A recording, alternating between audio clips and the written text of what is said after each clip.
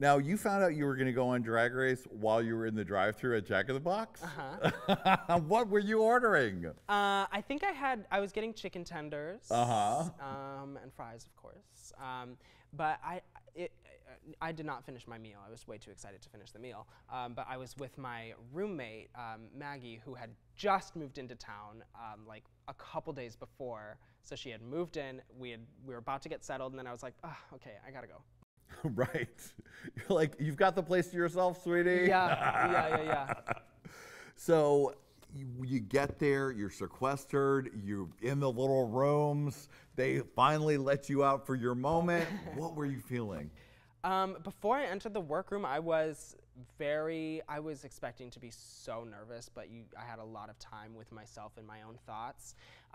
So it just felt fine. However, when I did walk out, I don't remember what I was going to say, but I had a whole line that I had planned out saying, and my mind completely blanked, and for some reason, the only thing I could think to say was, ahoy. Right. I was going to ask you about that. Yeah, so it beats me what I meant to say, but. From the minute you got on the show, you were slaying, sweetie. Let's talk about that first episode. You find out that not only are on Drag Race, not only do you get to meet RuPaul, but the one and only Nicki Minaj is the judge, and you're going to be rapping for her. Take me back to that moment. Crazy, and the whole time I was doing it, I felt good. I was like, I think I'm doing a good job, but obviously I'm like in my head the whole time. I'm like, I'm not a rapper, and like this could not be the one for me. And then when we're all standing on stage there after we had performed it, and they're calling each girl one by one, I was like, I've watched Drag Race, I know how this goes, all these girls are safe. And then it gets down to me and Widow, and I was like, oh my God, I totally tanked. Like, that was so bad. And then when you hear top 2, I was like, oh my gosh, the rules are changing. It was crazy, and Widow felt the same way. We had completely amped ourselves up to thinking that one of us was going home after we thought that we had done such a good job. And that just hearing that we were top 2 made it so much more fun to do the lip sync, because everyone knows the words to Starships by Nicki Minaj. Right, exactly. So I didn't have to worry about that. And you could just have fun and slay the game. Yeah, I just laid down on the ground. I mean, your rap was so great. The Good Morning Miss Good. Like, you really you were like, you're all my backup singers now, sweetie. And what about the moments with Nicki Minaj? Amazing. I mean, she was really, really fun to talk to because she's gone through the ringer. She's experienced what it's like to travel and to tour and to be in full glam and all of that. So it was really crazy to talk to her, especially because we've had all of her songs memorized for so long. Just about every one of those guest judges was crazy in that respect. But she's a doll in person, like a literal, actual, physical, living doll in person. She's so tiny, and her hair was basically touching the ground when she was walking. Like, amazing. It was so fun. Now, audience, if we all loved Nicki Minaj on that episode, and if you always thought, oh, I wish that had actually been a real song, our very own Adam Joseph created a song out of Nicki's verse that she did on Drag Race, and it was pretty damn good. Well, all Adam right. Joseph featuring Nicki Minaj. Please don't sue him, Nicki Minaj. Ding. Now, the beginning of the show was so strong for you. Episode 4, winner, the ball challenge. And that was a multi-look feeling. Yeah. I went into the show with one goal, and that was to win the ball challenge.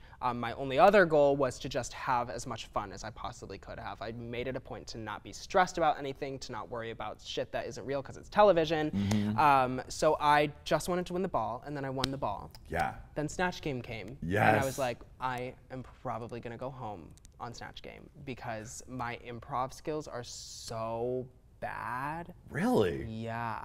I was, like, in the moment as Maria the Robot, I was like, oh my God, I cannot believe I am doing this right now. Like, I can't believe I just answered that question so quickly. But to me, it was like sheer luck and adrenaline that really got me through that. And I also just was really proud of my Snatch Game character choice because I knew that I didn't have to, like, I could just do whatever I wanted as long as I sounded like a robot. Right. We got a picture of you as Maria the Robot based on Sophia the Robot. There she is. Hey, and you look a little bit like Erickatoure Aviance. Oh, thank you. Oh, yes. I love that animatronic diva.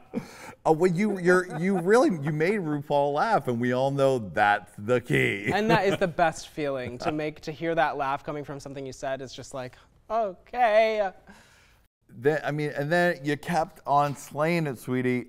The Madonna Unauthorized Rusical Challenge, and a challenge in which so many people did good. Yes. But we all know it was that hoppity hop step that you threw in there that was so Madonna-ish, and that who's that girl look that you were giving.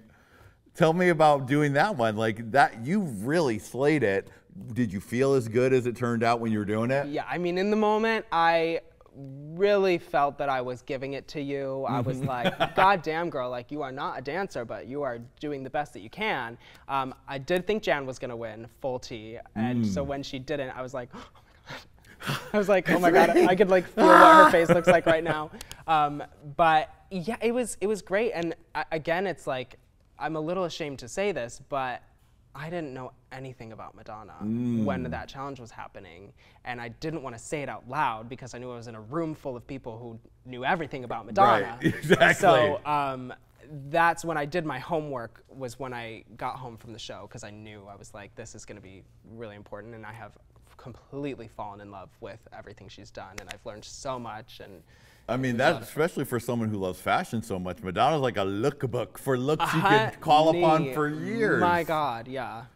Now, another win, RuPaul's Drag Race Live Vegas Challenge, the Eleganza runway. Let's take a look at that look, honey. That's the one we were talking about earlier. Yes. Gigi, this club has everything. Headgear, ruffles, a baby blue tuxedo, a long skirt. I mean, that was so damn good. Thank you. Thank you. That was a lot of fun, because I got to really collaborate with my mom on that, and she flew into LA and was like, she started from scratch on it, so we got to do it together, and so much work went into that outfit, like way more work than you can see on camera, and it's exactly how I had envisioned myself walking down the runway and having that moment.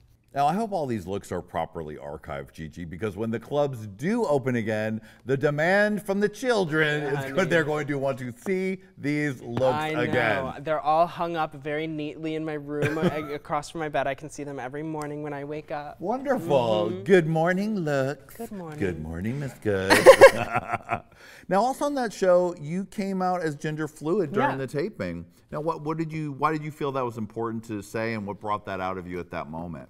In the moment, I didn't know that it was going to be important to say, and you can see it in my face while it's happening, that it was kind of like a light bulb moment, that because again, for so long I never had pressure from anyone to think about how I identified and what I was, and to me that's never really been important. But in that moment, I was like, okay, well, yeah, then I guess I'm gender fluid. Like that makes the most sense with how I feel about myself. And I think in regards to my drag, I just love the mix of the feminine. Like I have giant tits right now, but you can see my nipples straight through there. Right, yeah. And it's that juxtaposition that I've always loved, and it has always been so special to me. So, oh, sorry, I touched the mic.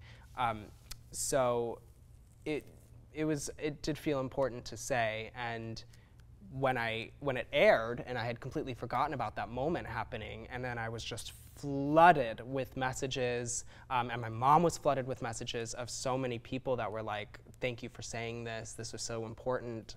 I just had no idea that it was going to have the kind of effect it had on people. Yeah, I can imagine that definitely hit right to, there's so many teenage fans of Drag Race, and hearing someone proclaim that and sort of be very accepting of themselves really can inspire a lot of people. Right, yeah. That's gotta felt really good. It felt good. And I do find it important to just reiterate the fact that it doesn't matter. Yeah.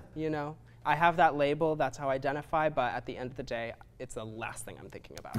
Right. Yeah. Because you're too busy slaying, Gigi. You're too busy giving looks like this, doing TV shows, doing it all, doing the Savage Runway show. Yeah. Now, let's talk about the finale. Now, did you guys, it was such a weird time because of COVID. and I'm sure at the beginning of COVID, we all thought, a couple weeks. Right. And you thought maybe you'll be able to have the live finale, Totally. but you had to have the at-home one. What were you feeling like at that moment? It was it was a little bit crushing, to be honest, because one of the biggest moments that each girl gets to have on RuPaul's Drag Race is you get to walk out in front of that audience who is there to see the cast. You get to have the applause, you get to have the moment, the look, and not to say I didn't have all those things. Yes. I just had them to a much smaller scale, and it was a little bit heartbreaking, but the actual process of getting to do it was so fun. Yeah. And it was just fun because I had full creative control of what I was doing, and I was able to, wear this gorgeous garment in the comfort of my own home. And we built that set right in the living room, and it took up the entire room, and I could not be any more proud. That was a serve, Gigi. Adam, was that not a serve? Girl.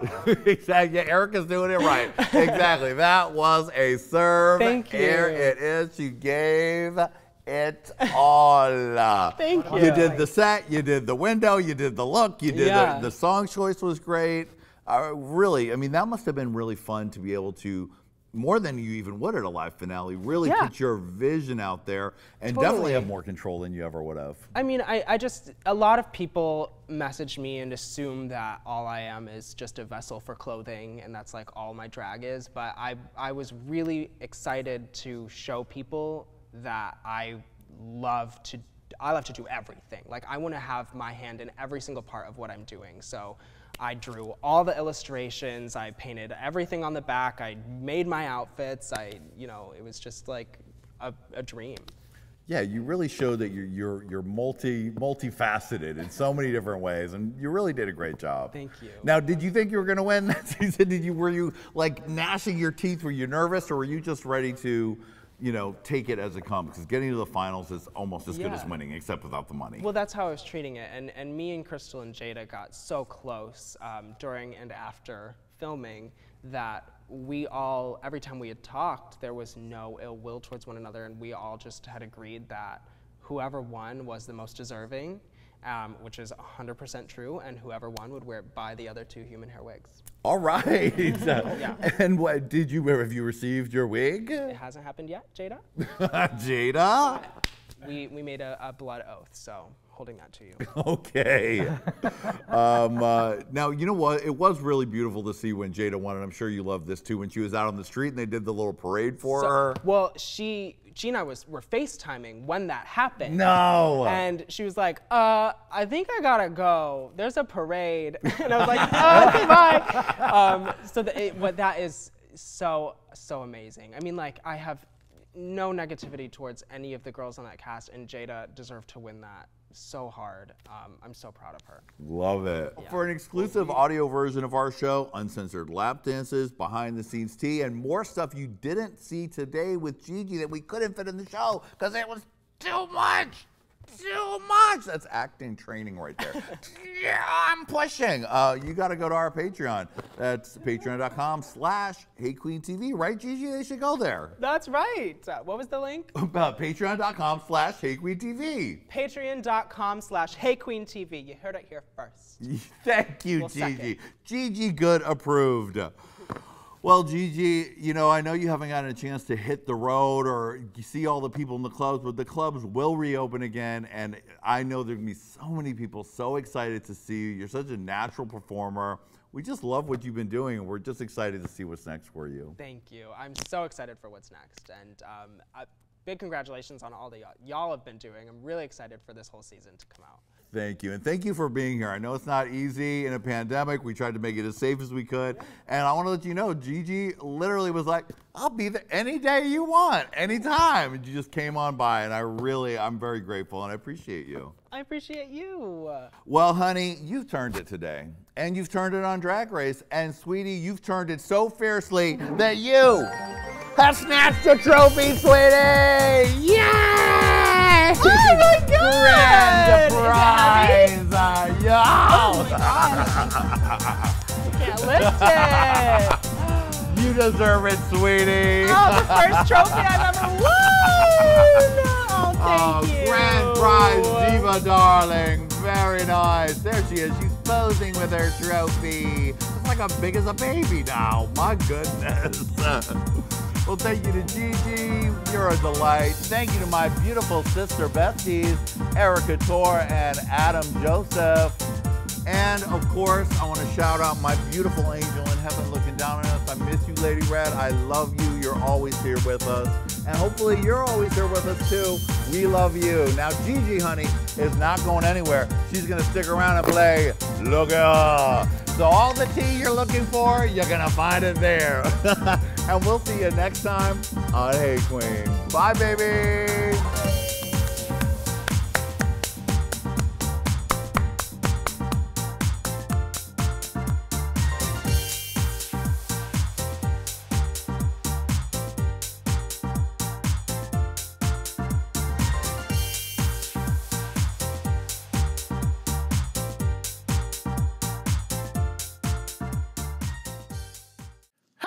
Children, click here,